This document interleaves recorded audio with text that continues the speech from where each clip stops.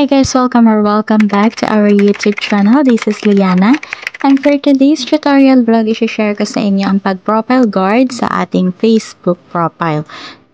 So let's start. Protektahan na natin ang ating profile picture. Una guys, dapat download muna kayo ng Kiwi browser or Yandex browser.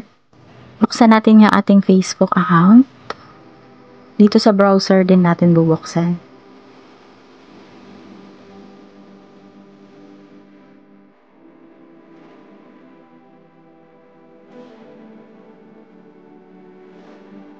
And kapag na-open na natin yung ating Facebook account, punta tayo sa URL, then search natin ang Facebook Multiple Tools.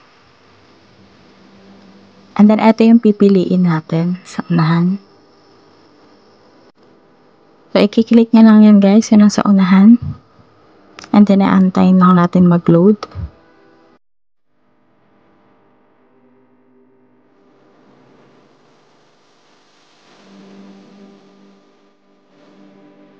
So, ayan. Pag nag-load na siya, ito yung makikita natin. And then, i-add to Chrome lang natin yan. Yan yung pangalan, guys.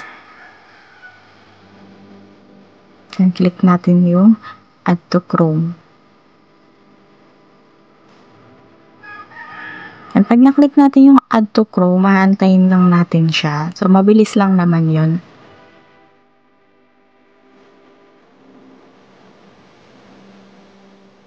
Yan, then pag nag-pop up na to, click OK lang. Kapag napindot nyo na yun, wala na tayong gagawin guys. Aantayin muna natin siya mag-add to Chrome, then doon na yung next step natin. So, eto guys, kapag lumabas ito, ibig sabihin naka-add to Chrome na siya. Yan, kapag nakikita nyo na yan. And then, i-click nyo lang yung 3 lines. Ayan, then eto yung makikita ninyo. And then dito under ng tools, merong profile picture guard. Yan yung i-click natin guys. Once maklik natin yung profile picture guard, dito tayo mapupunta. So ayan na. Ayan yung preview. And then click natin yung shield up. Shield activated. So, ayan na yan guys. So, i-check na natin ngayon kung mayroon na bang shield yung ating profile picture.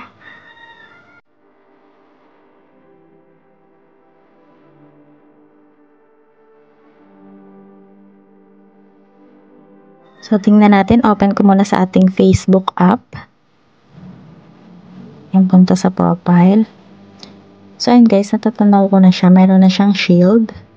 Yan, pero hindi siya ganun ka-visible dito sa ating Facebook app. So, click natin itong 3-dot button. Click natin yung 3-dot button para ma-sure natin na meron na tayong profile guard on. So, ayun nakalagay, turn off profile guard, profile picture guard. So, ibig sabihin naka-turn on na siya.